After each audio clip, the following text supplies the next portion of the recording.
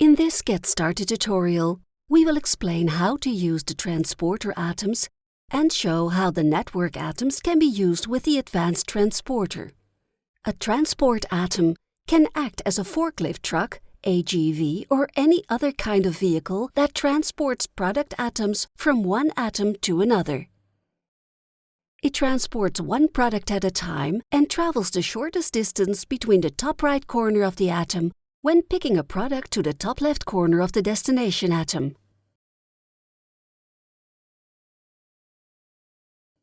The grid that is shown in the layout is by default 1 by 1 meter.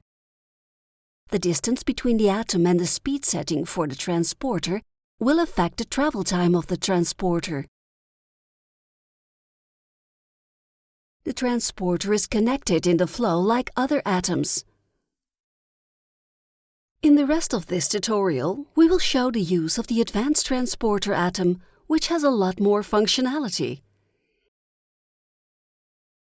It is able to drive on a network, has lift speed and height settings, and is able to load more than one product at a time. Only use the first input and output channel to connect an advanced transporter in the flow. When dealing with multiple picking locations and multiple destinations, two supporting atoms are needed. These are the dispatcher and destinator atom. The dispatcher is connected to all picking locations and all advanced transporters. It determines the order in which transport tasks are ordered and how to select an available advanced transporter. The destinator is connected to all the advanced transporters and all possible destination locations. It does not have any important settings. The Send To field of the advanced transporter determines the destination atom. If you write your own 4D script logic, be aware that you can see the output channels of the destinator as the output channels of the advanced transporter. Instead of driving the shortest distance between pick and destination atom, the advanced transporter can also travel on a network. To build this network, you need several network node atoms and the node manipulator to connect nodes to each other and to the pick and destination atoms.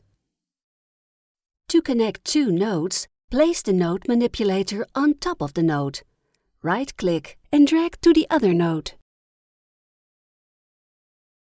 This creates a bidirectional path. You can also create a unidirectional path by changing the settings in the node manipulator. You will also find options to disconnect a path. A node is needed when a path splits or changes direction, and also at each pick and destination atoms. These also need to be connected to this network node and will be the location the transporter drives to when picking or placing a product atom. Right-click on the node and drag the node manipulator above the top left corner of the atom. You can also right-click the node and then click again in an empty location of your model.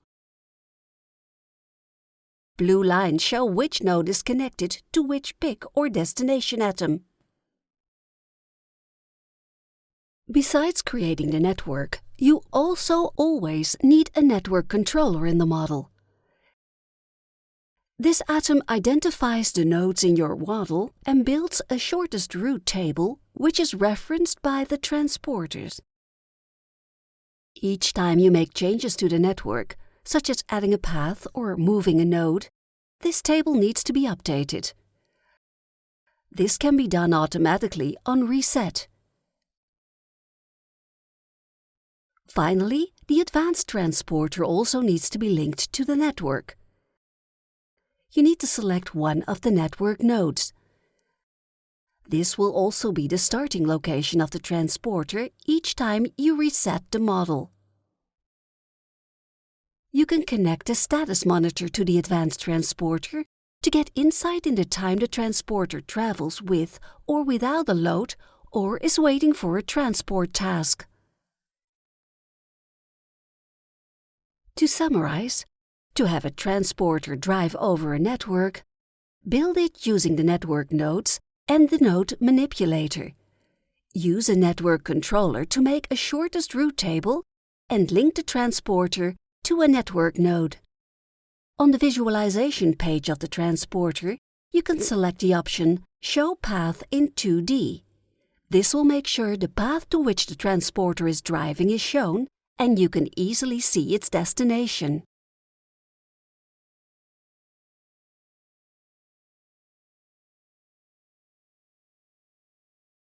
Thank you for taking the time to watch this video.